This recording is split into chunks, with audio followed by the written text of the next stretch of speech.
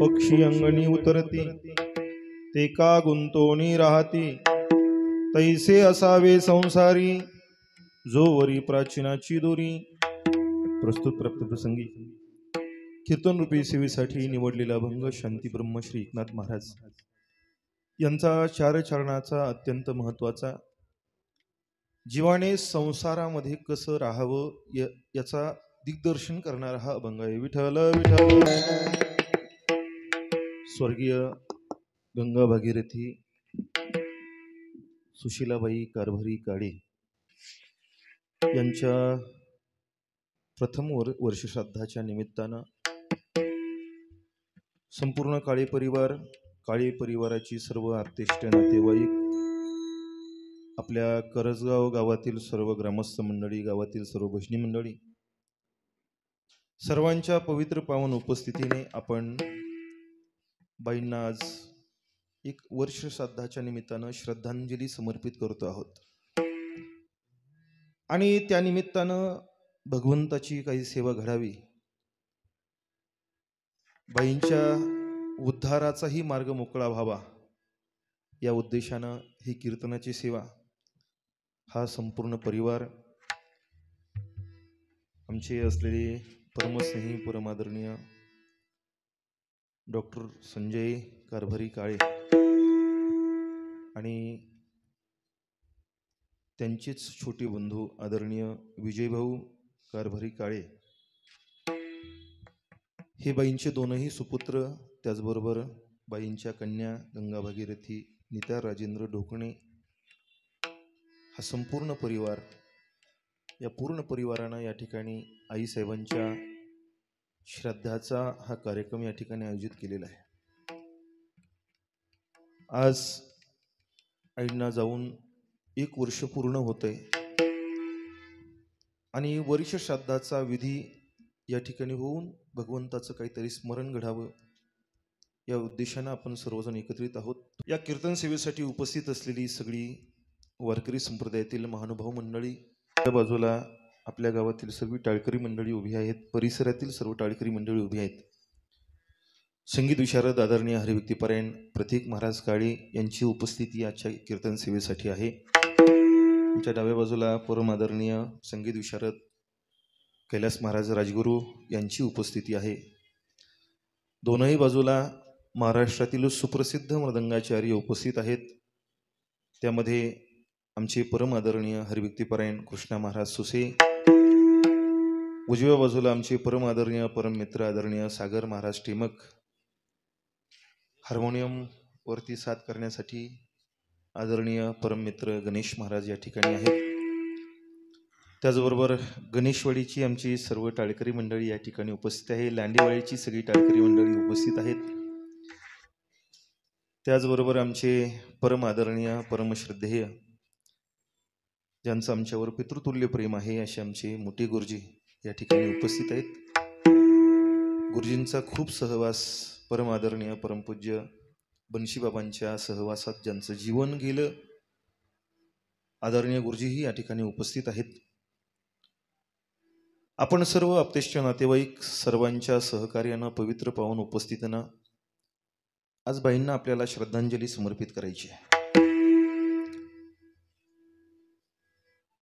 बाईंचे दोनही मुलं, आमचे डॉक्टर साहेब असतील, इंजिनियर साहेब असतील, त्यांच्या कन्या असतील, हा संपूर्ण परिवार हा आदर्शमय परिवार आहे। याचं कारण असं आहे की शैक्षणिक क्षेत्रामध्ये आपलं जीवन जगून, शैक्षणिक क्षेत्रामध्ये काम करून आपल्या वाट्याला जी भारत देशाची सेवा आलेली आहे ती करत करत एक वारकरी संप्रदायाचाही वारसा जो आपल्या आईनं चालवला।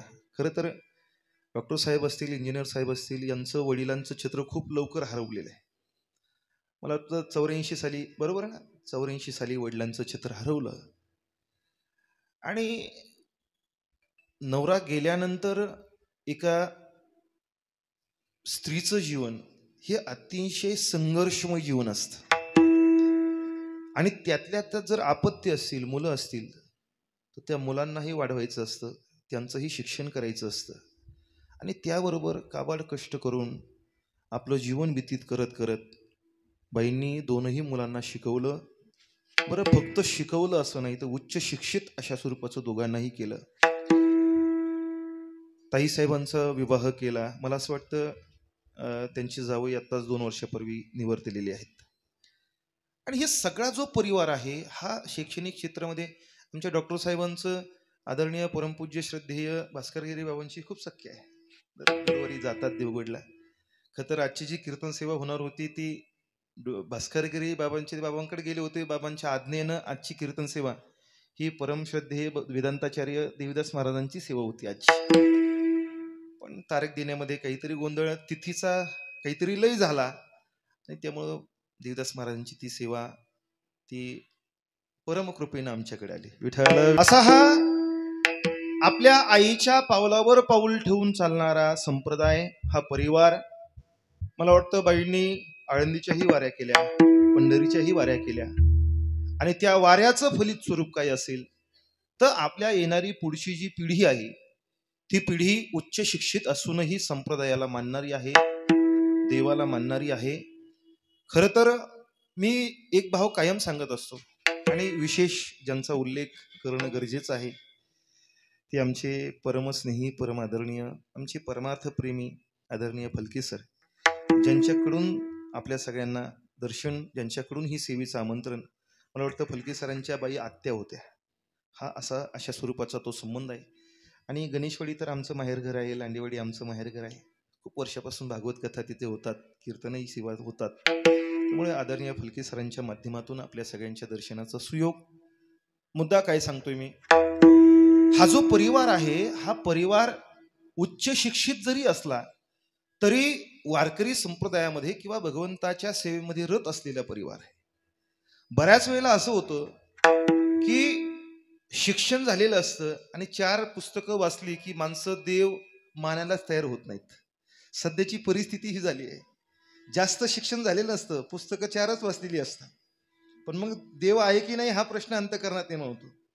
गुरुजी, मी भाव कायम सांगत असतो, एक तर देव मानणारा वर्ग हा आहे की जो लगेच शिकलेला नाही, जो अडाणी आहे, त्याला त्याची भोळी श्रद्धा म्हणा डॉक्टर साहेब थोडक्यात.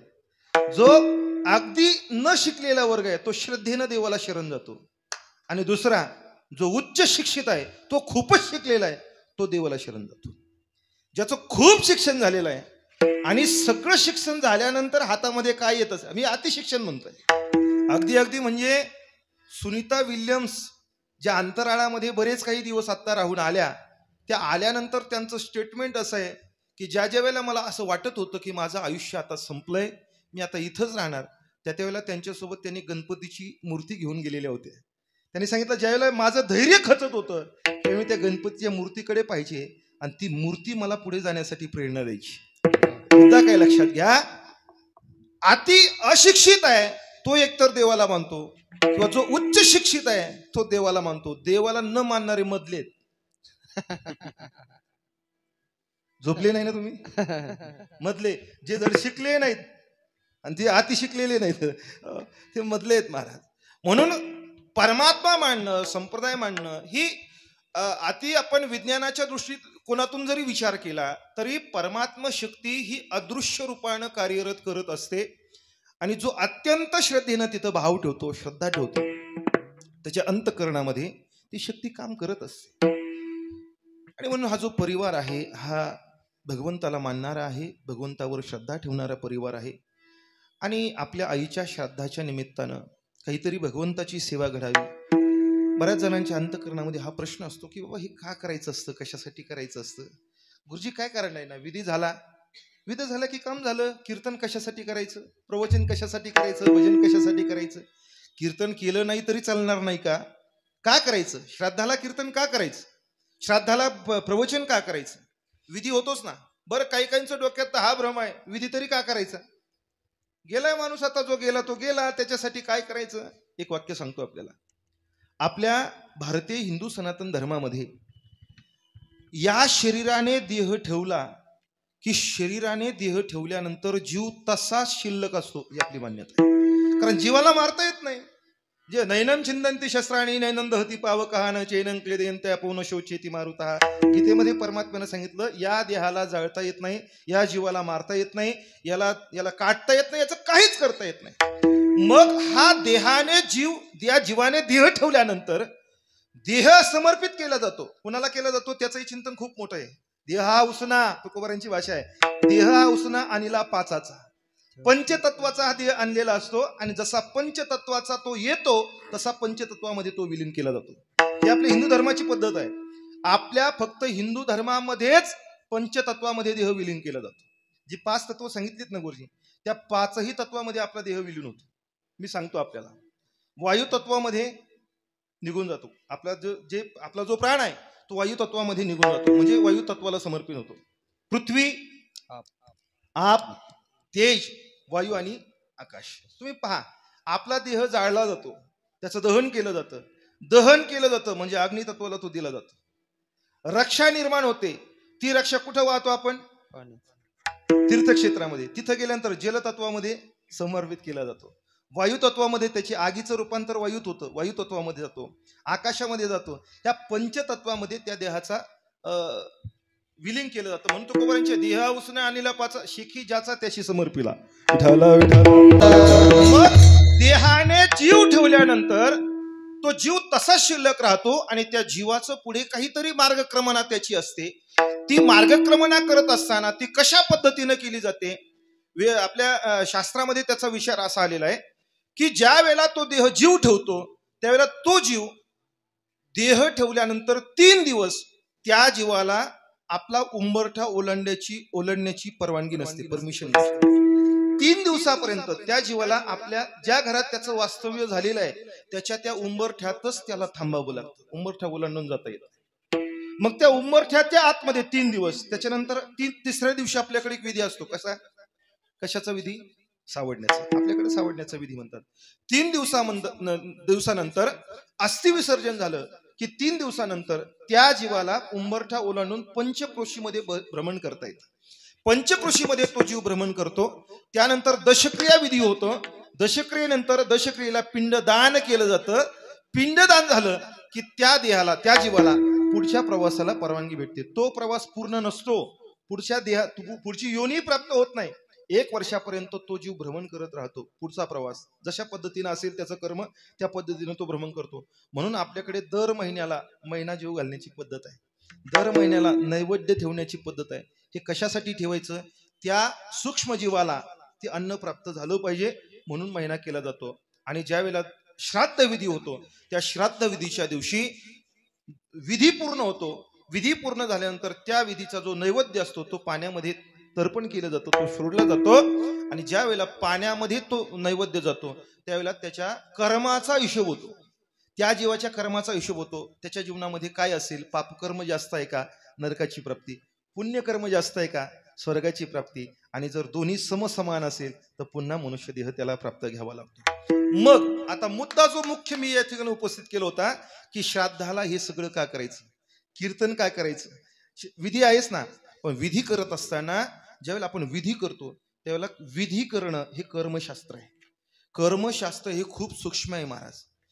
आणि कर्मशास्त्र करत असताना त्या कर्मशास्त्रामध्ये काही न्यूनता घडू शकते, काही कमी जास्त होऊ शकतं. आता ज्यावेळेला श्राद्धाचा विधी आपण करतो त्या विधीमध्ये कर्मशास्त्र एवढं सूक्ष्म आहे गुरुजी की कर्म आपण ज्यावेळेला पाणी सोडतो किंवा आपण ज्यावेळेला हे करतो काय म्हणतात त्याला संकल्प करतो, तो संकल्प करत असताना त्या संकल्पासाठी जे पाणी आपण हातावर घेतो ते पाणी सुद्धा किती घ्यावं एवढं सूक्ष्म आहे कर्मशास्त्र. किती पाणी घेतलं पाहिजे शास्त्र असं सांगतं. मोहरी माहिती आहे का तुम्हाला? मोहरी महाराष्ट्रात राहताना सगळे मोहरी माहितीये का? एका मोहरीच्या खड्या दाण्या एवढंच पाणी आपल्या हातावर आलं पाहिजे आणि तेवढ्याच हाताने आपलं संकल्प सोडला पाहिजे. आता ते आपण तेवढं पाणी घेतो का? ते काकांना माहित नसतंय बऱ्याच जणांच्या. हो, ते पाणी टाकताना तांब्याच होतंय महाराज. ते काका तांब्याच होतंय, घे पाणी आणि प्या पाणी. एवढं सूक्ष्म आहे ते. मग विधी करत असताना एवढ्या सूक्ष्मतेने, आणि सूक्ष्म जर विधी झाला नाही तर त्याचं पुण्य, त्याचं फळ प्राप्त होत नाही. ते कर्म जर योग्य रीतीने प्राप्त पडलं नाही तर त्याचं फळ प्राप्त होत नाही. त्या केलेल्या कर्माचं फळ आपल्या हातात येत नाही. अवघड आहे महाराज. कर्म करणं अवघड आहे, खूप सूक्ष्म आहे गुरुजी, खूप सूक्ष्म आहे. एक बहादर असा होता, त्यानं आयुष्यात कधी देवाचं नाव घेतलं नव्हतं. आयुष्यात महाराज, आयुष्यात देवाचं नाही. त्याला कर्म माहित नाही, त्याला पूजा माहित नाही, त्याला देव माहित नाही, काही माहित नाही. त्याच्या बायकोलाच प्रश्न पडला. ती म्हटली हे जर गेलं तर याला मोक्षच भेटणार नाही. कधी देवाचं नावच घेत नाही, याला कधी पूजा माहित नाही, कधी देवधर्म माहित नाही. तर ती एका काकाकडे गेली. तर काकाला म्हणे काका काय अहो आमच्या नवऱ्याला काहीच कळत नाही हो, पूजा कशाला म्हणतात, काय कशाला म्हणतात. जर तुम्ही येऊन जरा एखादी पूजा करता का, म्हणजे त्यांना कळेल पूजा कशाला म्हणतात ते. काका म्हणे ठीक आहे, काय करावं लागेल. म्हणे काही नाही, तुम्ही फक्त घरात सारून घेऊन ठेवा, सारवण घेऊन ठेवा, बाकी काही नाही, मी सगळं करतो आल्यानंतर. ती सकाळीच उठली महाराज. हे सकाळी आंघोळ वगैरे केलं, हे बाहेर निघणार तेवढ्यात बायको आज बाहेर जाऊ नका का, आज काका येणार आहेत म्हणे आपल्याला सत्यनारायणची पूजा करायची. ठीक आहे, त्याला काही माहित नव्हतं काय काय असतं ते. ती सकाळीच उठली, सारून घ्यायला लागली. तेवढ्यात काका आले. काकाला तिने विचारलं म्हणे घेतलं का सारून. म्हणे हो. घरात सारून घेतलं आणि ते घरातलं सारून घेऊन ती बाहेर निघाली सागर महाराज. तिनं काकाला विचारलं काका एवढी जागा पुरेल का तुम्हाला सारून घ्यायली, एवढी सारून घेतलेली घरातली जागा. काका बस झाली, आम्हाला सत्यनारायण किती जागा लागते अशी. मग ते काका तिथं बसले महाराज. ते यजमान ज्याला काहीच माहित नाही तो घरमालक तिथं समोर बसला. काकांनी पूजेला सुरुवात केली. ती जी घरची महिला आहे ती मालकीन घराच्या बाहेर सारून घ्यायला लागली. ती पूजा सुरू झाली. काकाने पूजा सुरू करताना त्या मालकाने सांगितलं म्हणे बघा काका मला काय पूजा कशाला काय म्हणतात मला माहित नाही, मला काहीच कळत नाही. काका म्हणे तू काही करूच नको, मी फक्त तुला जसं सांगन तसं म्हणायचं आणि जसं करण तसं करायचं, बाकी तू डोकं लावू नको, पूजा मी सांगतो तुला कशी करायची ती. ते बसलं समोर, सगळी पूजा जसं सांगितलं तसं केलं महाराज. आता संकल्प शेवट सोडायचा. काकाने सांगितलं हातात पाणी घे. त्याने असं हातात पाणी घेतलं. काका म्हणे म्हण ममा. ते म्हणे मम आत्मनहा आत्मनहा श्रुती स्मृती. आता जोपर्यंत सोपे सोपे शब्द होते डॉक्टर साहेब तोपर्यंत त्याला म्हणता आले. पुढे अवघड सुरू झालं ना, त्याला काय कळतंय महाराज अवघड. ते शब्द चुकायला लागले त्याचे, श्रुती स्मृती पुराणोक्त ते चुकायला लागलं. मग ते काका म्हणे नीट म्हण. हा म्हणे नीट म्हण. काकाला म्हणे नीट म्हण. काका म्हणे मला मागं बोलतो का. हा म्हणे मला मागं. याला वाटलं ती पूजाच तशी करावं लागते, पूजेची पद्धतच अशी आहे. मला मागं बोलतो का, मला मागं बोलतो का. काका म्हणे उचलून टाकीन. हा म्हणे उचलून टाकीन. काकाने जी यजमान धरला मारा उचलूनच खाली. याला वाटलं अशीच पूजा असते. याने काका धरून खाली आपटला, पण याने खाली नाही आपटला, घराच्या बाहेर नेऊन आपटला. बाहेर आपटल्यावरती बायको म्हणले तरी काका मी तुम्हाला म्हटले होते एवढं घर पुरण का म्हणून. विठाला अरे सूक्ष्म आहे कर्म, हे सूक्ष्म आहे आणि ते करत असताना आपल्याकडून चुका होऊ शकतात. म्हणून विधी केला तरी त्या जीवाला मोक्ष भेटेल याची शाश्वती देता येते. मग राहता राहिलं काय कीर्तन, राहता राहिलं काय प्रवचन.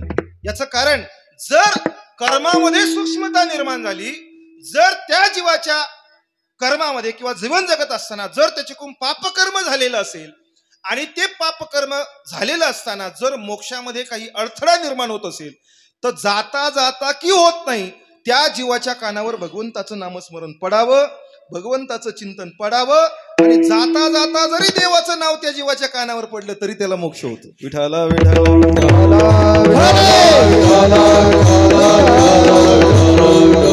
बऱ्याच जीवाच्या जीवनामध्ये पुण्यकर्म घडलेलं नसतं, पापकर्म घडलेलं असतं आणि जर मोक्षामध्ये अडथळा निर्माण झाला तर आपल्या वारकरी संप्रदायाचा अध्यात्मशास्त्राचा सिद्धांत असा आहे की त्या जीवाच्या गेल्यानंतर जरी त्याच्या कानावर भगवंताचं नाम गेलं तरी त्याला मोक्ष आहे.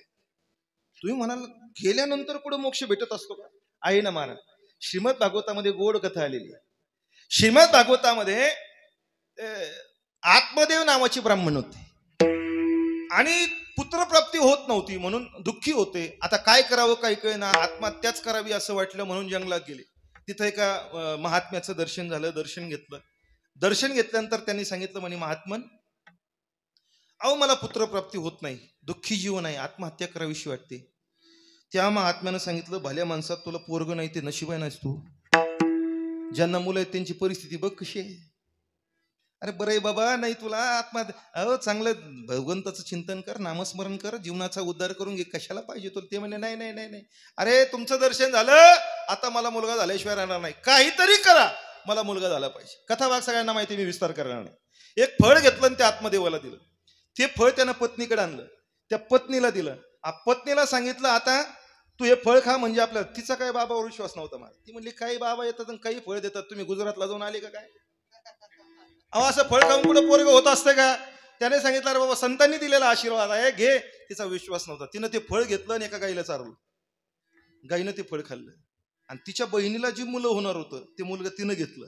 आता बहिणीला जो मुलगा झाला, हिचं नाव धुंदुली होतं, त्या पोराचं नाव ठेवलं धुंदुकारी. आणि त्या गाईला जो मुलगा झाला त्या फळापासून, त्या मुलाचे कान गायीसारखे असल्यामुळे त्याचं नाव ठेवलं गोकर्ण. संतांच्या आशीर्वादाचा परिणाम तो गोकर्ण अत्यंत भगवत भक्त जन्माला आला. आणि हे जे झालं होतं ना, हो एकदम पापी महाराज. हो शाळेत गेलं की पोराला मारायचं, काही करायचं. ते शाळेत गेलं का मुलांना मार, पोरं उचलून विहिरीत टाक, काही करायचं. ते आडदांडच होत. पाप कर्म करायला लागलं, मोठं झालं, विवाह झाला, काही वेश्या घरात घेऊन आला, बापाला मारून टाकलं, आईला मारून टाकलं, वेश्या घरात आणल्या, वेश्यागमन करायला लागला. बाहेर जायचा, लोकांना लोबाडायचा, मारायचा, चोऱ्या करायचा, धन संपत्ती आणून त्या वेश्यांच्या हातात द्यायचा. एक दिवस रात्री त्या वेश्यांनी विचार केला, अरे हा बाहेर जातो, लोकांना लोबाडतो, धन चोरून घेऊन येतो, एखाद दिवशी याला जर एखाद्या राजाने पकडलं तर याच्यासोबत आपल्याला सुद्धा फासाला जावं लागेल. म्हणून त्यांनी काय केलं, हा रात्री झोपलेला असतानाच याच्या डोक्यात दगड, ऐकताय ना तुम्ही, झोपेत दगड घातला आणि अकाली मृत्यू झाला. आयुष्यभर पापकर्म केलं, अकाली मृत्यू झाला. त्याचा परिणाम त्याला मोक्ष भेटला नाही, त्याला पुढची गती प्राप्त झाली नाही. हा जो गोकर्ण होता त्याचा भाऊ भगवत भक्त होता, हा तीर्थयात्रेला गेलेला होता. तीर्थयात्रेला गेलेला असताना याला समजलं माझ्या भावाचा अकाली मृत्यू झाला, त्याला मोक्ष भेटला पाहिजे. म्हणून हा गोकर्ण गयेला गेला. गयेला जाऊन त्याचं श्राद्ध घातलं. सामान्य तीर्थात श्राद्ध केलं तर मोक्ष भेटतो, पण ज्याला सामान्य तीर्थातही मोक्ष भेटत नाही त्याचं श्राद्ध जर गयेला जाऊन केलं तर तिथं मोक्ष भेटतो. गयेला श्राद्ध घातलं. पाठीमागं आला. एक दिवस रात्री झोपलेला असताना, घरामध्ये गोकर्ण झोपलेला असताना त्याला चित्रविचित्र आवाज यायला लागले. पाणी हातामध्ये घेतलं, अभिमंत्रित केलं, शिंपडलं, तर समोर हा धुंदुकारी उभा राहिला. धुंदुकारीनं विचारलं, अरे तुला मोक्ष कसा भेटला नाही? या गोकर्णानं सांगितलं, तू गेला हे कळाल्यानंतर मी तुझ्या प्रित्यर्थ गयेमध्ये श्राद्ध घातलंय आणि गये श्राद्ध घालूनही तुला मोक्ष भेटला नाही. तो धुंदुकारी म्हटला, गयेला श्राद्ध घालून त्याच माणसाला मोक्ष भेटतो जो थर्ड क्लास पापी आहे. नाही लक्षात आलं? थोडस 5G रेंज मध्ये या. गयेला तर्पण केल्यानंतर त्यालाच मोक्ष भेटतो जो थर्ड क्लास पापी आहे. मी थर्ड क्लास नाही, फर्स्ट क्लास पापी आहे, मला गयेला सुद्धा मोक्ष भेटणार नाही. एवढं पाप केलंय मी, मला गये काहीतरी कर, मला मोक्ष भेटला पाहिजे. पुढा भाग माहितीये तुम्हाला. भागवत कथेचं आयोजन केलं. ती भागवत कथा श्रवण करण्यासाठी तो धुंदुकारी प्रेत रूपाने येऊन बसायचा. एक विळू बांधली, त्या एका गाठीमध्ये तो येऊन बसायचा. एक दिवसाची कथा झाली की एक गाठ फुटायची. दुसऱ्या दिवसाची कथा झाली, दुसरी गाठ, ग्रंथीभेद, सप्तग्रंथीभेद सांगितलं गेलं भागवतामध्ये. 7 दिवसाच्या कथा झाली, सप्तग्रंथीभेद झाला. ऐका, 7व्या दिवशी धुंदुकारीला घेऊन जाण्यासाठी विमान आलं. त्या विमानामध्ये तो धुंदुकारी बसला. सगळ्यांना नमस्कार करून सगळ्यांचे आभार व्यक्त करायला लागला. आता धुंदुकारी हा पाप योनीत गेलेला होता, आयुष्यभर पाप केलेलं होतं, पण तरीही त्यानं सश्रद्ध अंतःकरणानं कथा श्रवण केली. त्याला विमान आलं. आणि जसं तो विमानात बसताना सागर महाराज, गावातले बाकीचे जे लोक कथा ऐकायला यायचे ना दररोज, हो ती भांडायला लागले गोकर्ण सोबत. ते म्हटले, अरे गोकर्ण, अरे तो पाप योनीत गेलेला आहे, त्याने आयुष्यात कधी देवाचं नाव घेतलं नाही, तरीही त्याला घेऊन जाण्यासाठी विमान आलं. आणि आम्ही दररोज कथा सुरू व्हायच्या अगोदर येऊन बसायचो, आम्हाला विमान का नाही आलं?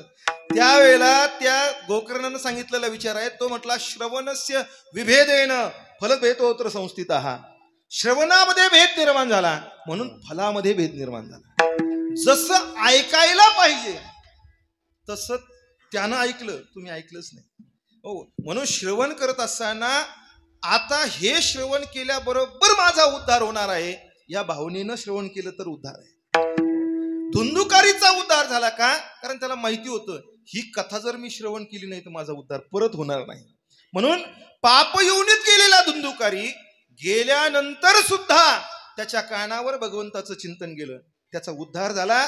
म्हणून कीर्तन का करायचं असतं याचं कारण आहे, जर त्या जीवाच्या जीवनामध्ये काही अडचण निर्माण होत असेल मोक्षासाठी, तर जाता जाता भगवान कृष्णाचं, भगवान विठ्ठलाचं नाव कानावर जावं आणि गेल्याबरोबर त्याला मोक्ष भेटावा.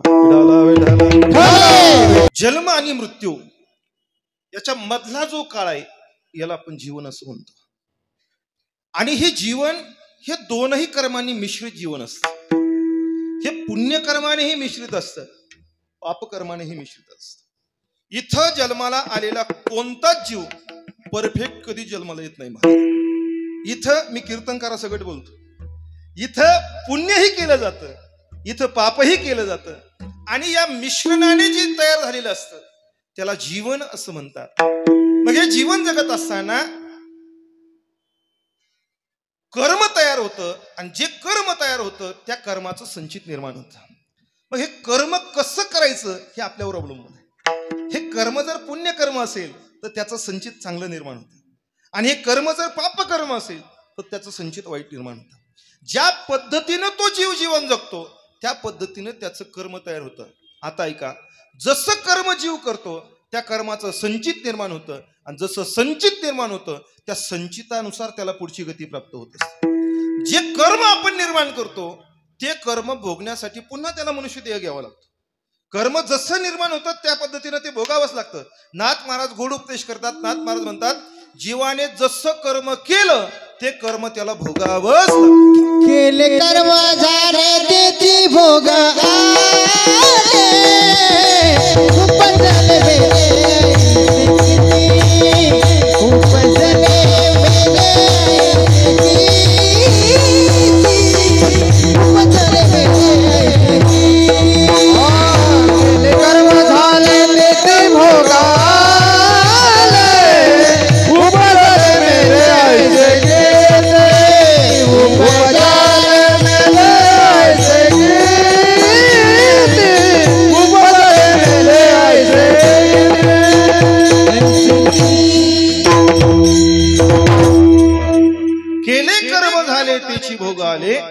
उपजले मेले ऐसे किती. जसं माणसाच्या जीवनाकडून कर्म निर्माण झालं त्या कर्माला भोगण्यासाठी पुन्हा पुन्हा मग शंकराचार्य सांगतात, पुनरपि जननम पुनरपि मरणम पुनरपि जननी जे ठरे शयनम यह संसारी. मला संसार शब्दाकडे आपल्याला घेऊन यायचंय. जन्माला येणं आणि मरण याच्या मधलं जे आहे त्याला जीवन म्हणतात, आणि हे जीवन आपल्याला संसाराला येण्याला कारणीभूत ठरतं. म्हणून या विश्वामध्ये जसं कर्म केलं ते भोगावं. बरं, आपल्यालाच भोगावं लागतं असं नाही महाराज. कर्म प्रत्येकाला भोगावं लागतं. कर्म आम्हाला भोगावं लागतं असं नाही, कर्म भगवंताला सुद्धा भोगावं लागतं. मी प्रमाण अनेक देऊ शकतो आपल्याला, फक्त प्रमाणामध्ये वेळ निघून जाईल. कर्म भगवंताला भोगावं लागलं. बरं, भगवंताला भोगावं लागलं एवढंच नाही, भगवंताच्या जे जवळ आहेत त्यांना कशाला भोगायला पाहिजे? भगवंताच्या जे जवळ आहेत त्यांना कशाला? पांडव भगवंताचे एवढे जवळ आहेत. द्वारकेचा राणा एवढा अधिकार आहे पांडवांचा. द्वारकेतलं आपलं ऐश्वर्य सोडून परमात्मा पांडवांच्या घरी येऊन राहतो, तरीही त्या पांडवांना पहाते पांडव अखंड वनवास. अखंड शब्द घातलाय. त्या पांडवांना सुद्धा भोगावं लागलं, गत्यंतर नाही. कर्म भोगावं लागतं. नाहीतर मी कधी कधी उगत पडले विचार करत असतो, गुरुजी जर भगवान परमात्मा पांडवांच्या एवढा जवळ आहे तर पांडवांच्या हातून चुका व्हायलाच नको होत्या. ज्या वेळेला युधिष्ठिर द्यूत खेळण्यासाठी बसला त्यावेळेला तो द्यूत खेळला, ते त्याचं कर्म काय असेल ते सोडून द्या, पण त्याच्या अंतःकरणात ज्या वेळेला द्यूत खेळण्याचा संकल्प निर्माण झाला, भगवंतांनी तो संकल्पच काढून घ्यायला पाहिजे.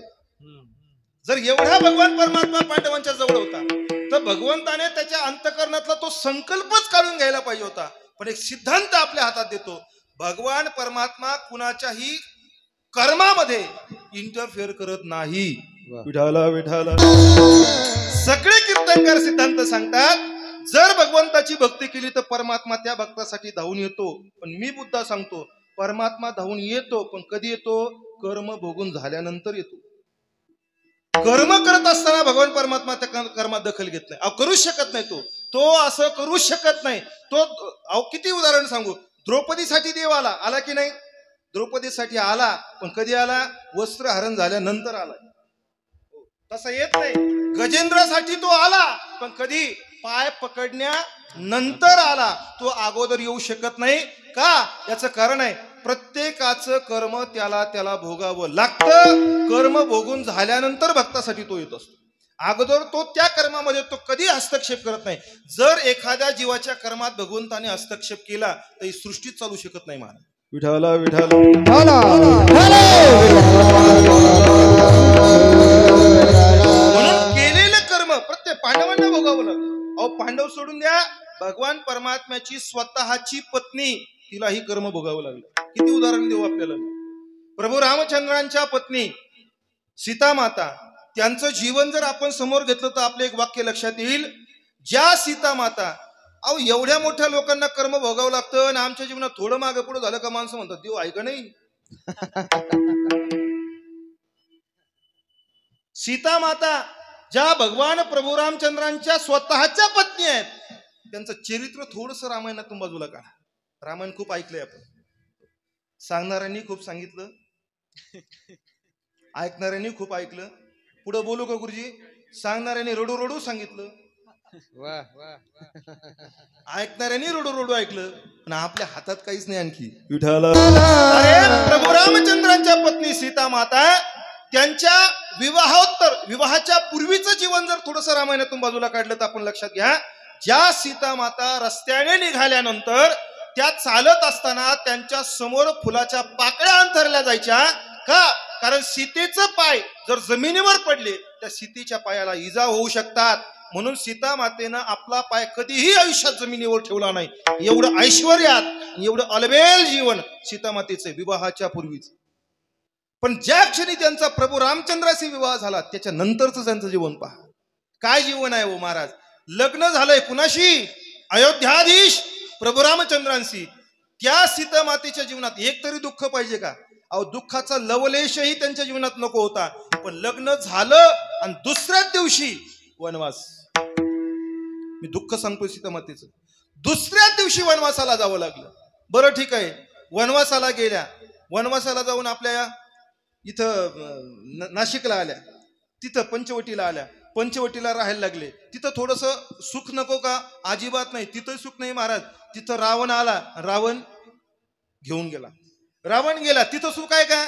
अजिबात नाही. तो तिथं घेऊन गेला. 6 महिने तिकडे राहिल्या. तिथून गेल्यानंतर प्रभू रामचंद्र गेले. प्रभू रामचंद्रांनी युद्ध केलं, सीता मातेला जिंकून आणलं. एवढं सगळं दुःख जीवनात जगल्या. आता अयोध्येत आल्या, आता सुख नको का? एवढं सगळं दुःख जगून तिथं आल्या, आता सुख नको का? नाही महाराज, तरी सुख नाही. कुठला तरी एक व्यक्ती, त्याची बायको 6 महिने घराच्या माहेरला राहिली आणि माहेरला आलो ते लोकांनी त्याला समजावून सांगितलं, बाबा घे तुझ्या बायकोला, आली घरी आता सुबह का बोला शाम को घर आहे तो उससे बोला नाही कहते, घे घरी तिला. आता कशाला? तो म्हणला मी काय राम आहे का बायको बाहेर राहून पुन्हा घरात घ्यायला. बस एवढंच वाक्य प्रभू रामचंद्रांच्या कानावर गेलं आणि प्रभू रामचंद्रांनी ठरवलं सीतेला त्यागायचं, सीतेला जवळ ठेवायचं. काय दुःख आहे? मी बायको कुणाचं सांगतोय? रामाच्या बायकोचं सांगतो, सोमनाथाच्या बायकोचं नाही. रामाच्या बायकोचं सांगतोय मी. त्याच्या जीवनामध्ये, तिच्या सीता मातेच्या जीवनामध्ये काय? अयोध्यात आल्या तरी सुख नाही, त्यागायचं ठरलं. लक्ष्मण भैयानी रथात बसवलं, रात्रीच्या वेळेला अरण्यात नेऊन सोडलं. एक गोड भाव सांगतो, वाल्मिकी रामायणात आलेला गुरुजी. ज्या वेळेला लक्ष्मण भैयानी सीता मातेला अरण्यात नेऊन सोडलं त्यावेळेला रात्रीची वेळ आहे. सीता मातेला वनात सोडलं, एकटीलाच सीता मातेला वनात सोडलं आणि लक्ष्मण भैया त्यांना सोडून पाठीमागे फिरले रथात बसण्यासाठी. त्यावेळेला सीता मातेनं पाठीमागून आवाज दिला, लक्ष्मणा. लक्ष्मण भैयानी पाठीमागे पाहिलं. काय माते? ऐक लक्ष्मणा, मी अंतर्बाह्य शुद्ध आहे आणि मी शुद्ध आहे यासाठी मी अग्निपरीक्षा ही दिलेली आहे. मी अंतर्बाह्य शुद्ध आहे, पण अंतर्बाह्य शुद्ध असून सुद्धा माझे पती रामानं मला त्यागायचं ठरवलंय. पतीची आज्ञा म्हणून मी जनकाची कन्या इथं अरण्यात रात्रीच्या वेळेला एकटी उभी आहे. लक्ष्मणा, तू मला सोडून चाललास, पण तुला एकच विनंती आहे. काय विनंती आहे? जातोयस ना, तर जाता जाता फक्त माझ्या उदराकडे बघ. काय म्हटल्या? जाता जाता फक्त माझ्या उदराकडे, माझ्या पोटाकडे बघ. लक्ष्मणा, माझं पोट वाढलेलं आहे, माझं उदर वाढलेलं आहे आणि माझी काहीच चूक नाही आहे, पण तरीही प्रभू रामचंद्रांनी मला त्यागायचं ठरवलंय. पण ऐक लक्ष्मणा, पण जर यदा कदाचित भविष्यामध्ये रामाने मला स्वीकारायचं ठरवलं, माझा स्वीकार करायचा असं जर ठरलं, तर माझ्या पोटी होणारा मुलगा हा प्रभू रामचंद्रांचाच आहे हे सिद्ध करण्यासाठी मला पुन्हा अग्निपरीक्षा द्यावी लागेल. म्हणून माझी विनंती आहे लक्ष्मणा, फक्त जाता जाता माझ्या उदराकडे बघ आणि तू साक्षीदार हो. आणि ज्या वेळेला तिथं माझ्यावर आक्षेप घेतला जाईल त्यावेळेला तू सांग की ज्या वेळेला मी सीतामातेला वनात सोडलं होतं त्यावेळेला मी बघितलं होतं त्यांचं उदर वाढलेलं होतं. तू साक्षीदार हो. आणि एक वाक्य सांगतो, खूप धाडसानं बोलतो. रामायणामध्ये काही लोकांनी आपली इमेज तयार ठेवण्यासाठी बऱ्याच लोकांचं बलिदान दिलेलं आहे. विठाला विठाला. लक्ष्मण भाईंना हात जोडले, सीतामातेला सांगितलं, माते, ज्या वेळेला तुम्ही, मी आणि प्रभू रामचंद्र तिघजण आपण वनवासात होतो ना, त्यावेळेला वनवासात असताना मी माझ्या आयुष्यात कधीही तुमच्या पायाच्या वरचा देह पाहिला, कधीच पाहिला नाही. आणि प्रभू रामचंद्र असताना मी तुमच्या पायाच्या वरचा देह पाहिला नाही. आता तर प्रभू रामचंद्र इथं नाहीत, त्यामुळे तुमच्या पायाच्या वरचा देह मी पाहू शकत. हे वाक्य सळीसारखे कानात घुसले सीतामातेच्या. प्रभू रामचंद्र लक्ष्मणभाई त्यांना सोडून तिथून निघून गेले. लक्ष्मणभाईंनी नाही साक्षी दिली. मुद्दा काय माझा लक्षात घ्या, ज्या प्रभू रामचंद्रांच्या पत्नी आहेत, अत्यंत जवळ आहेत, त्यांच्या जीवनामध्ये त्यांना त्यांचे भोग चुकले नाहीत. त्यांच्या जीवनामध्ये सुद्धा ज्या वेळेला वनवासात होत्या, त्या रावणाच्या ताब्यात होत्या, त्यावेळेला त्रिजटा तिथं होती. त्या त्रिजटेनं सहज बोलतात, दोघींची मैत्री झाली होती, बरेच दिवस संग राहिल्यामुळे दोघांची मैत्री झाली होती. आणि त्या त्रिजटेने सीतामातेला विचारलं होतं, अगं सीते, तू रामाची पत्नी आहेस आणि एवढ्या मोठ्या माणसाची पत्नी असूनही तुझ्या जीवनात हे भोग का? त्याचं कारण सीतामातेनं प्रभू रामचंद्रांना दोष दिला नाही. सीतामातेनं कुणालाच त्याला कारण ठरवलं नाही. ते आपल्यासारखं नाही. मी खूप चांगल्या घरात गेली असती पण माझ्या बापाने मग ऐकलं नाही, असं नाही मारत ती. सीतामातेनं सांगितलं, मीच कुणाची तरी माझ्या आयुष्यात ताटातूट केली असेल म्हणून माझ्या जीवनात माझ्या पतीचा मला वियोग होतो. त्यांनी त्यांच्या जीवनामध्ये स्वतःच्या भोगाला कारण स्वतःलाच ठेवलेलं आहे. विठाला विठाला.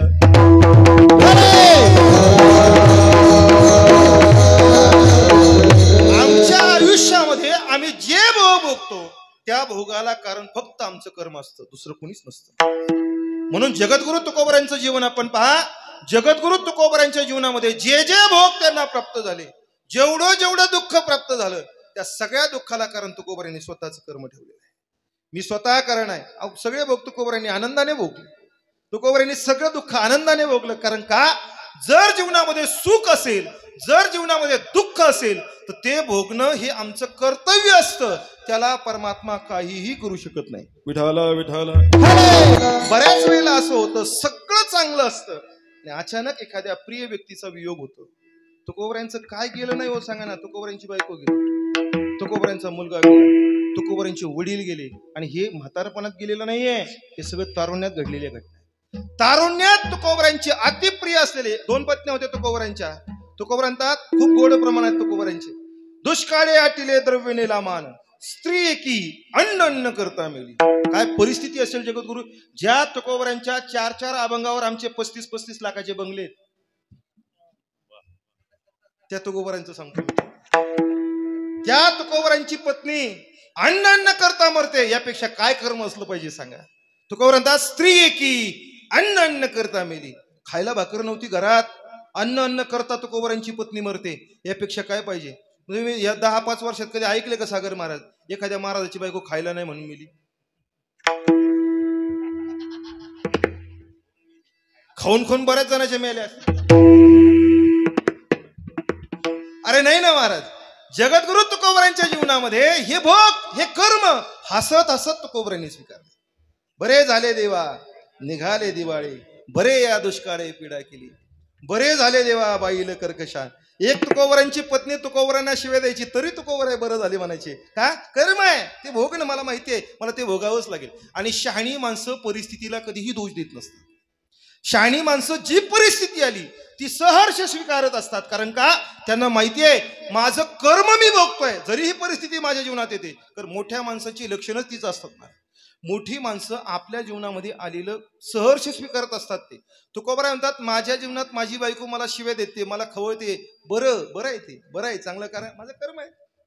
ते पाश्चात्य एक तत्ववेत्ते होऊन गेले. सॉक्रेटिस नावाचे, कोणी वाचन केलं मला माहित नाही, वाचन असेल तर. सॉक्रेटिस नावाचे पाश्चात्य तत्ववेत्ते, खूप मोठा तत्ववेत्ता होऊन गेला सॉक्रेटिस म्हणून. त्या सॉक्रेटिस यांचा जो चेहरा होता हा खूप विद्रूप होते ते दिसायला.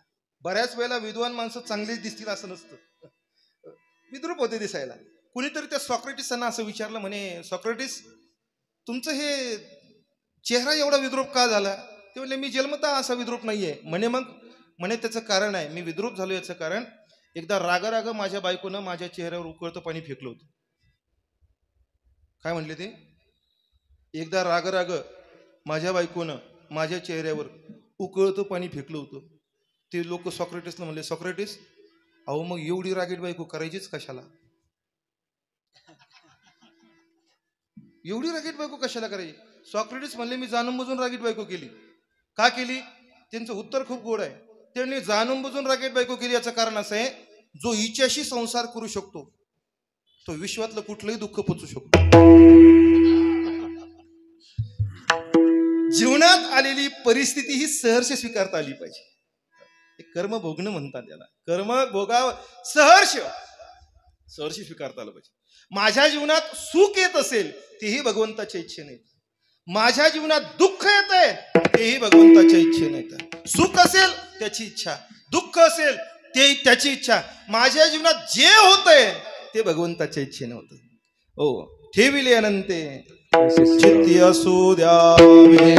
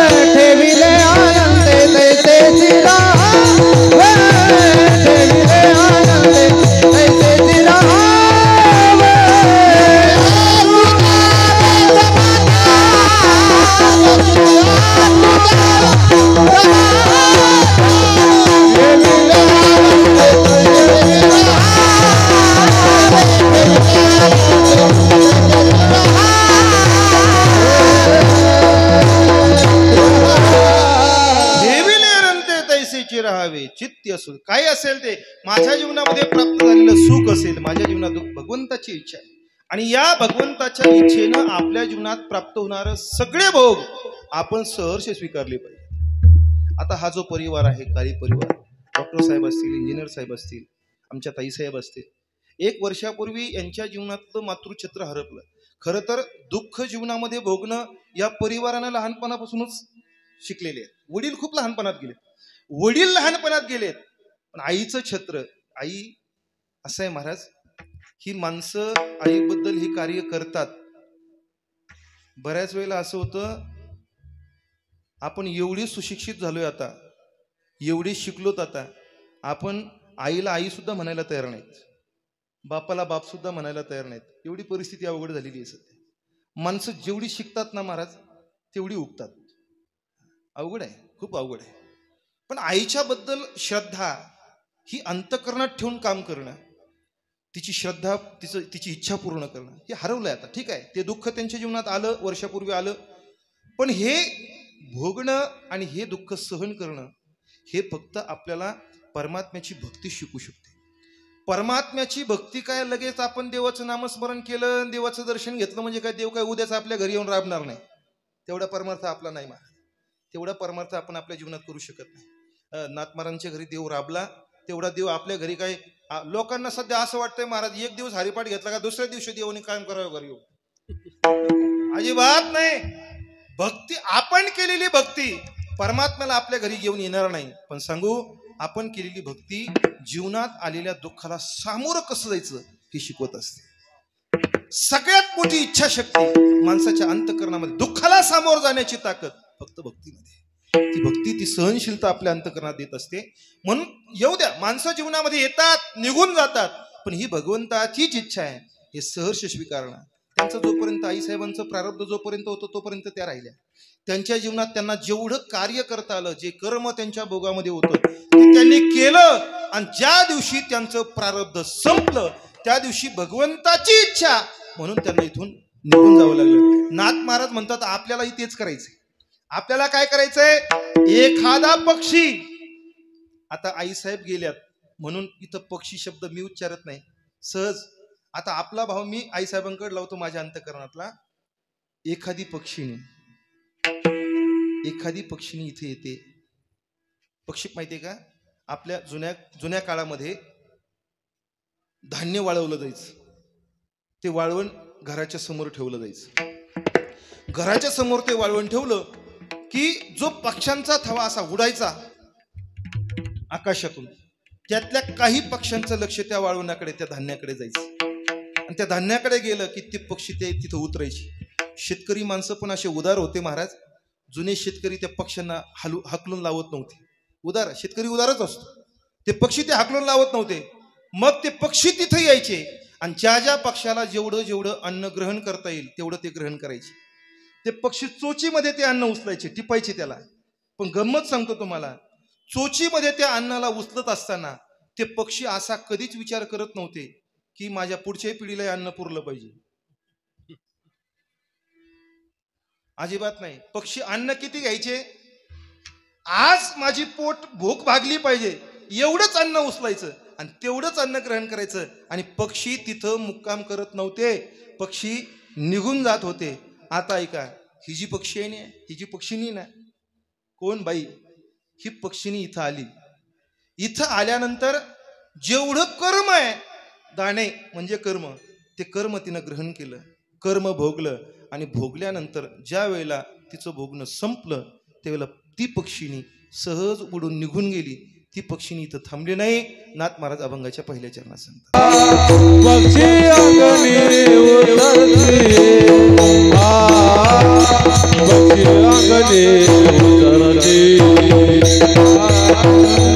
पक्षी अंगणी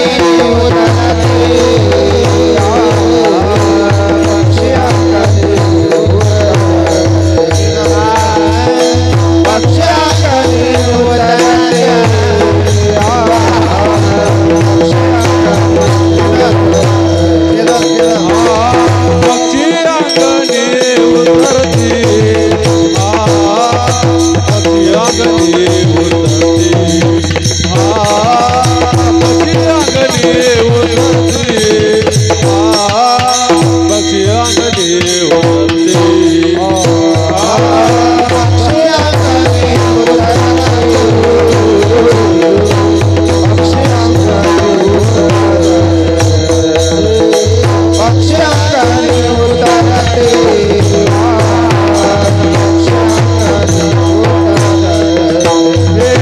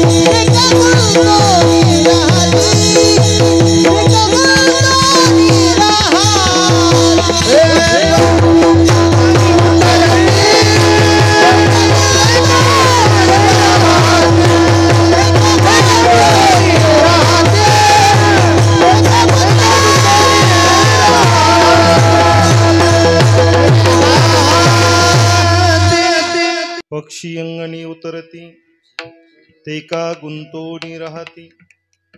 शांती ब्रह्मश्री एकनाथ महाराज सांगतात, आपल्याला प्राप्त झालेलं जे कर्म असतं ते कर्म तो जीव भोगतो आणि भोगल्यानंतर कर्म संपल्यानंतर भगवंताची इच्छा म्हणून तो जीव इथून निघून जातो. तो पक्षी इथं थांबत नाही, तो जीव इथं थांबत नाही. भगवंताच्याच इच्छेनं आपल्या जीवनामध्ये आलेलं सुख असतं, भगवंताच्याच इच्छेनं आपल्या जीवनामध्ये आलेलं दुःख असतं. ते सहर्ष स्वीकारणं हे जीवाचं कर्तव्य आहे. बाकी जीव करू तरी काय शकतो सांगा मला. आलेलं कर्म स्वीकारणं, आलेले भोग स्वीकारणं, मग ते सुखात्मक असतील ते दुःखात्मक असतील, ते भोगणं हेच आपलं कर्तव्य. महाभारताच्या युद्धामध्ये अभिमन्यू मेला. अभिमन्यू हा कुणाचा मुलगा? तुम्ही सगळे अमेरिकेतून आले का काय?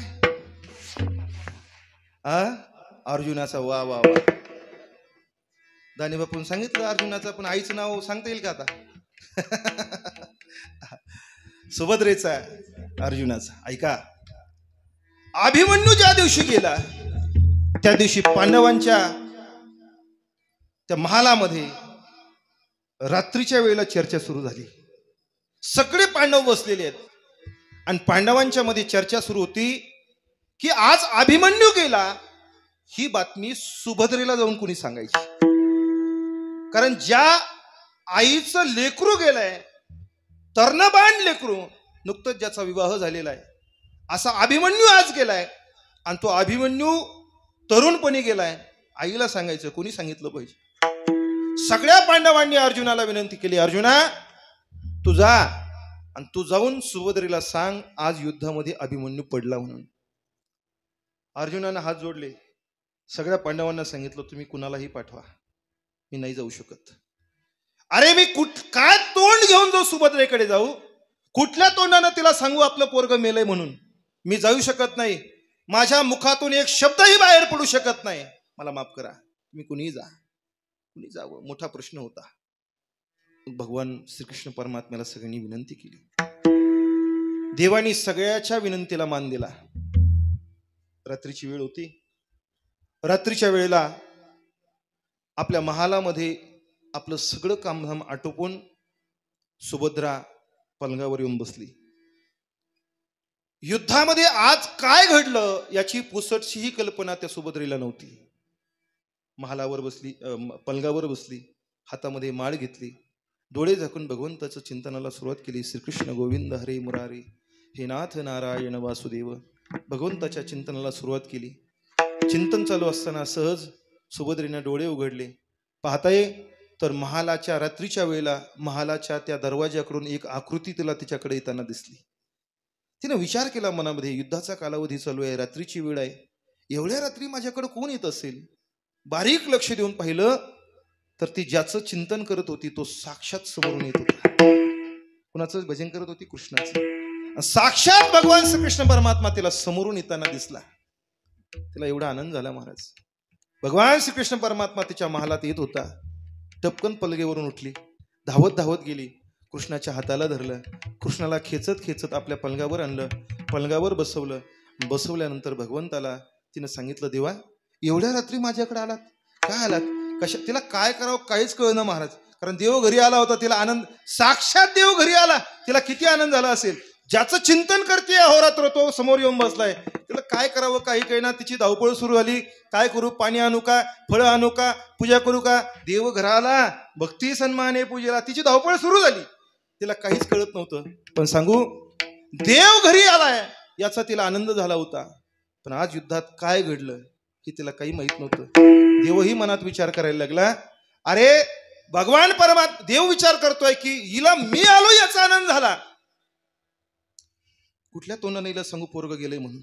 त्याला हाताला धरून सुभद्रेला सांगितलं, सुभद्रे पळपळ करू नको, धावपळ करू नको, 2 मिनिट माझ्या समोर बस, मला तुला काहीतरी बोलायचंय, सांगायचंय. भगवंताच्या समोर बसली, डोळ्यात डोळे घातले आणि डोळ्यात डोळे घालून भगवंताला तिने सांगितलं, देवा बोला, काय बोलायचंय, सांगा, काय सांगायचंय, काय कशासाठी आलात तुम्ही एवढ्या रात्री माझ्याकडं? देवानं सांगितलं, अगं सुभद्रे, अशा गोष्टी डायरेक्ट सांगता येत नसतात, आडेवेडे घेऊन व्यवस्थित सांगावं लागतं.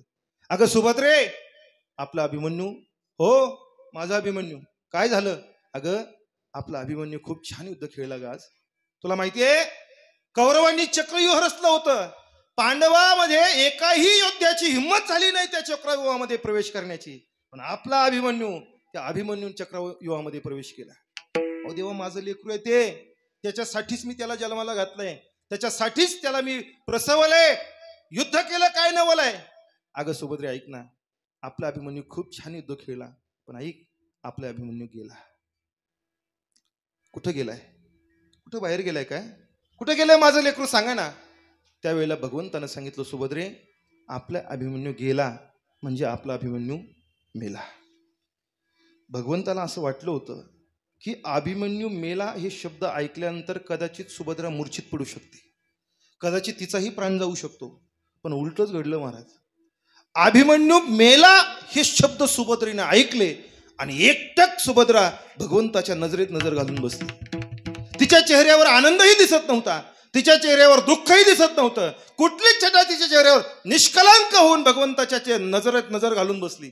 देवाला वाटलं ही वेळी झाली की काय, हिची बुद्धी बंद पडली की काय, हिची मती बंद पडली की काय. म्हणून भगवंताने तिच्या खांद्याला धरलं, तिला गदा गदा हलवलं आणि तिला सांगितलं, अगं सुभद्रे बोल ना, अभिमन्यू मेलाय, त्याचं मुंडकं उडवलंय कौरवांनी आज. सुभद्रेने सांगितलं, देवा ऐकले ना, तीनदा तीनदा काय सांगता पोरग मेलं म्हणून. अगं मग तू रड ना, तू तुझं मन मोकळं कर ना, तू रडत का नाहीस. त्याला उत्तर दिलं भगवंताला सुभद्रेनं, खूप गोड उत्तर आहे. त्या सुभद्रेनं सांगितलं, देवा मला एकाच प्रश्नाचं उत्तर द्या, या विश्वातलं पानही जर तुमच्या सत्तेशिवाय हलत नसेल तर आज माझं पोरग मरावं ही कुणाची इच्छा आहे मला सांगा. जर वृक्षाचं पानही तुमच्या सत्तेशिवाय विश्वातलं हलत नाही तर आज माझ्या पोरानं मरावं ही इच्छा कुणाची आहे. खाली मान घातली देवानं. देवानं सांगितलं, सुभद्रे माझीच इच्छा आहे. सुभद्रेने दिलेलं उत्तर आहे. सुभद्रा सांगते, देवा मला कळत नाही पोरग मेलं म्हणून रडू का तुमची इच्छा पूर्ण झाली म्हणून हसू. याला म्हणतात ठेविले अनंते तैसेशी राहावे. ही अवस्था आहे जीवनात. गुरुजी या अवस्थेवर जावं लागतं तेव्हा हे सांगावं लागतं.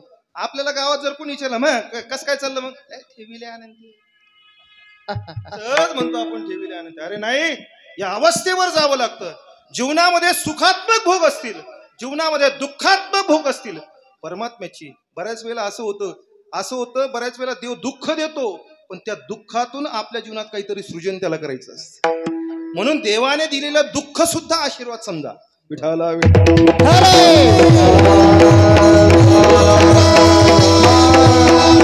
आणि हे सुख दुःखात्मक भोग भोगत भोगत कर्म करणं आणि कर्म करता करता आलेलं जीवन संपवणं, थांबणं. ज्या पद्धतीनं पक्षी येतो, आपले भोग भोगतो आणि आल्या पावली निघून जातो, तो तिथं त्या घरी राहिल्यानंतर त्या घरामध्ये त्याचं मन अडकू देत नाही. तसं असावे संसारी, तैसे असावे संसारी, तैसे असावे संसारी, तैसे असावे संसारी, तैसे असावे संसारी, तैसे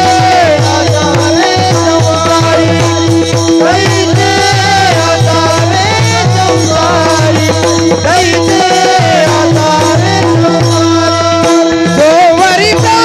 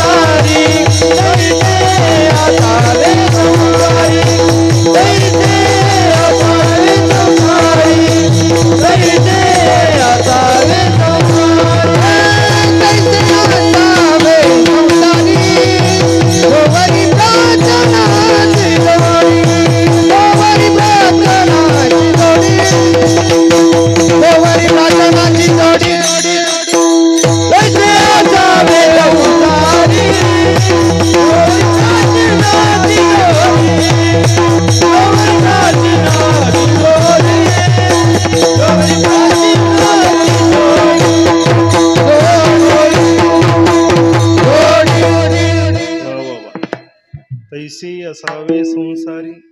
जोवरी प्राचीन शब्दाचा अर्थ तो प्रारब्ध. जोपर्यंत प्रारब्धाची दोरी शिल्लक आहे तोपर्यंत इथं राहा.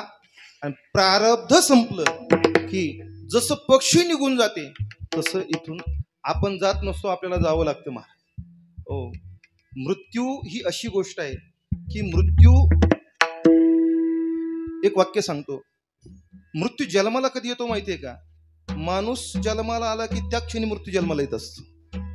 ज्या क्षणी आपला जन्म होतो त्या क्षणी मृत्यू आपल्या सोबत असतो. म्हणून एक वाक्य, आपण जन्माला आलो की मृत्यू सोबत असतो. पण आपण जरी वाढदिवस तयार करत असतो ते वाढदिवस नसतो, तो काय असतो? घडदिवस. वाढदिवस नसतो. माणूस वाढत नाही, माणसाचा प्रवास हा मृत्यूच्या दिशेने चाललेला असतो. आपलं जगणं हे जगणं नाहीये, आपलं जगणं म्हणजे मृत्यूच्या दिशेने प्रवास आहे. आणि या एका वाक्यावरून एक सिद्धांत आपल्या हातात देतो. या विश्वामध्ये आपण ज्याला विकास म्हणतो, आपण विकास करतो ना, हा विकास नाहीये. इथं जे दिसतंय हा विकास नाहीये, हा विनाशाच्या दिशेने प्रवास आहे. माणसाचा प्रवास हा मृत्यूच्या दिशेने होत असतो. आणि जर जगायचं असेल तर मृत्यू अंतःकरणात घेऊन जगणं कधीच होऊ शकत. जो माणूस मरणाला भीतो तो आयुष्यात जगू शकत. माणसाला जर जगायचं असेल तर मरणाची भीती गेली पाहिजे. ज्या माणसानं मरणाच्या भीतीला, जो माणूस जिंकला, ज्यानं मरण जिंकलं, त्याचं जगणं, एक वाक्य सांगतो लक्षात घ्या, ज्या माणसाच्या अंतःकरणातून मरणाची भीती निघून गेली ना त्याच्या जीवनाचा प्रत्येक क्षण आनंदाचा असतो. प्रत्येक क्षण. अहो, मरण येणार आहे, कधीतरी येणारच आहे ना. मरण कधीतरी येणार आहे. आणि ते मरण येणार आहे, मरण येणार आहे म्हणून रोज मरायचं का? रोज मरायचं का? अजिबात नाही. मरण येणार आहे तर येणारच आहे. पण सांगतो ऐका, मरण जेव्हा येईल तेव्हा येईल. आजचा जो तुकोबरा म्हणतात, मी माझं मरणच मारून टाकलं. मरण माझे मरून गेले मज केले. हे मरण माझं मरून गेले म्हणजे काय केलं? तुकोबरांनी अंतःकरणातली मरणाची भीती काढून टाकली. आणि ज्याला परमार्थ करायचा आहे त्याच्या जीवनामध्ये अंतःकरणामध्ये मरणाची भीती असता कामा नये. जर मरणाची भीती अंतःकरणात असेल, अजिबात त्याचं जीवन जगतं, परमार्थच होत नाही. अहो, परमार्थ सोडून द्या, ज्याच्या अंतःकरणामध्ये मरणाची भीती आहे त्याला प्रपंच सुद्धा करता येत नाही. ज्याच्या अंतःकरणामध्ये मरणाची भीती आहे त्याला जीवनच जगता येत नाही. म्हणून मी हे वाक्य कायम सांगत असतो, आपण इतिहास उघडा जरा, इतिहासाची पानं चाळा. इतिहासामध्ये त्याच लोकांची नोंद आहे ज्यांनी मरणाच्या भीतीला जिंकले.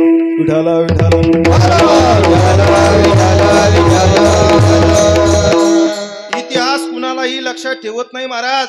इतिहास त्याच लोकांना लक्षात ठेवतो ज्यांनी मरण भय संपवलं, ज्यांच्या अंतःकरणातून मरणाची भीती. म्हणून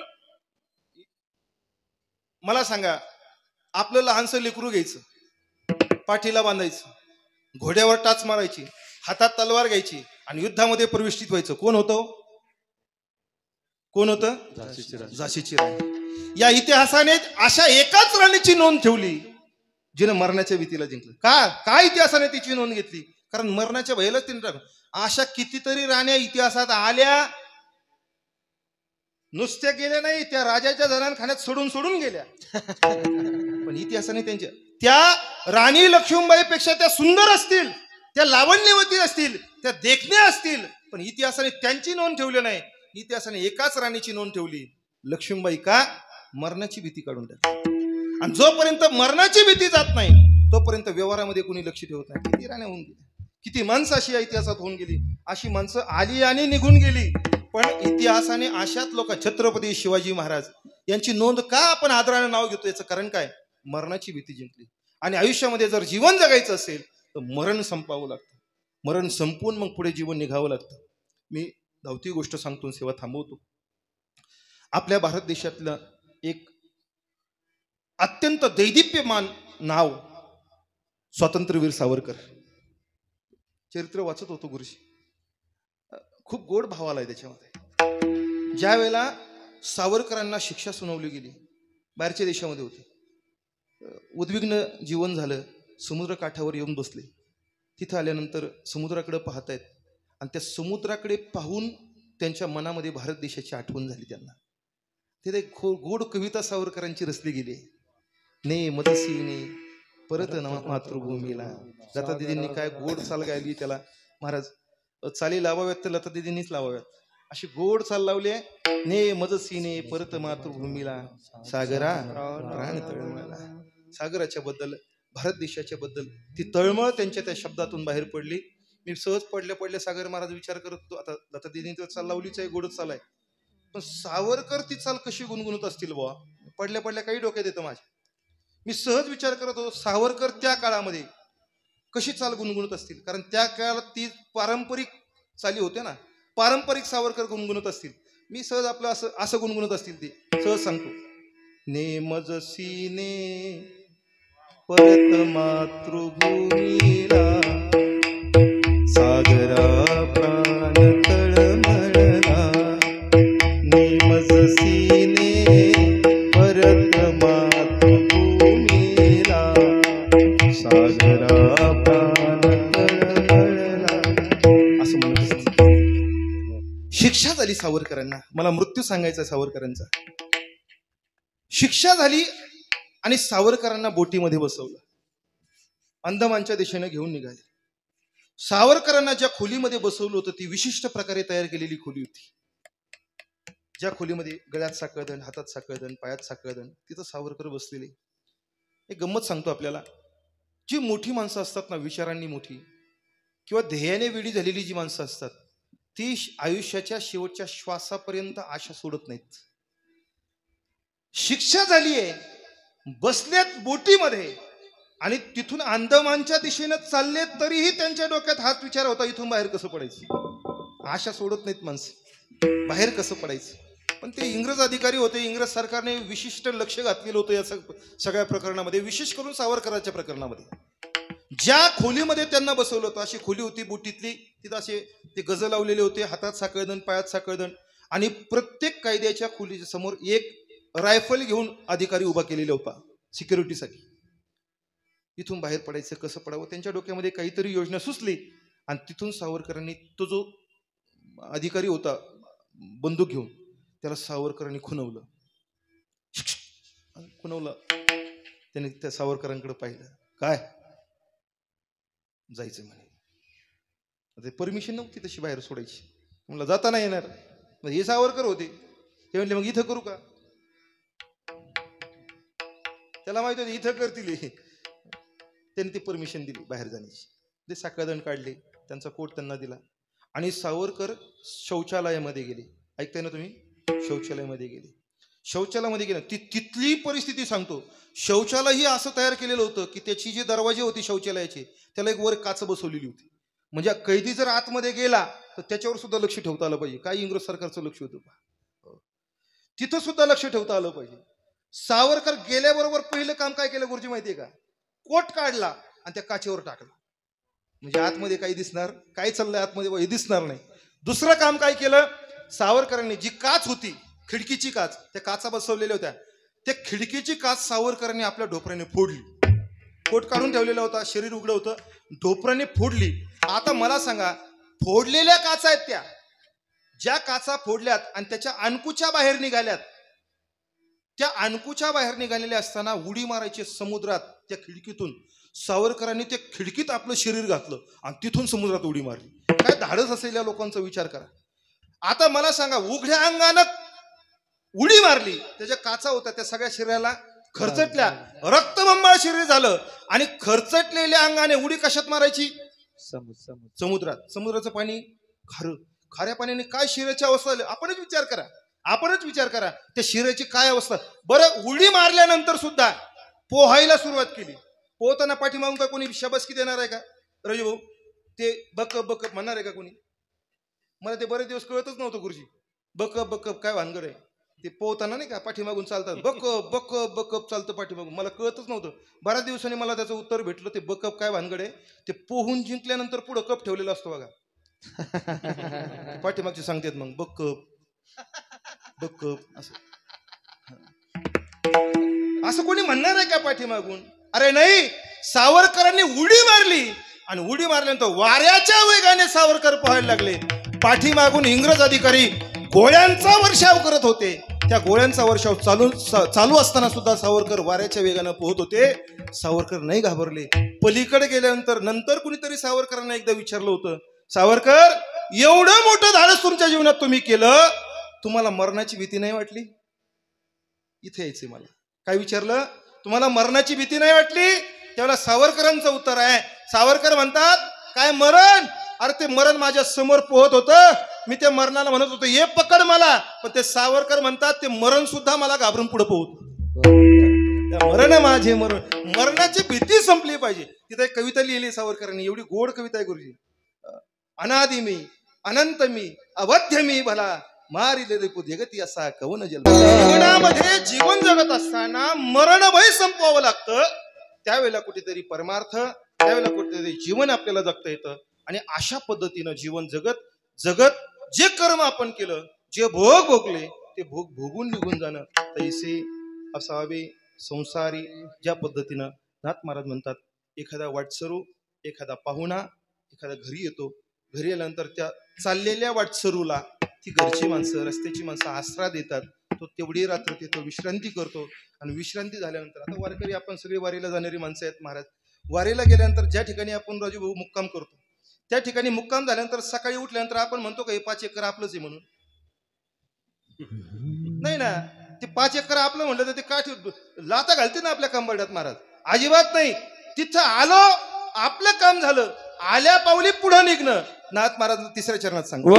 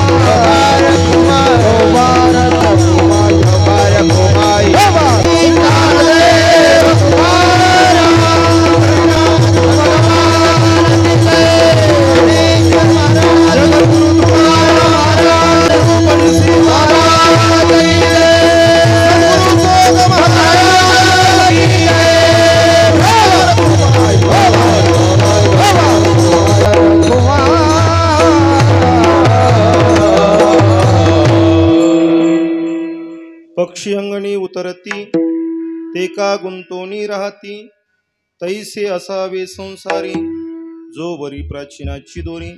शांती ब्रह्मश्री एकनाथ महाराज यांनी संसारामध्ये राहत असताना कसं असावं, सुखात्मक भोग दुःखात्मक भोग भोगून त्या भोगाचं जे संचित निर्माण होतं, ते संचित भोग भोगणं आणि ते भोगून झाल्यानंतर आल्या पावली इथून निघून जाणं, याला संसार म्हणतात, याला जीवन म्हणतात.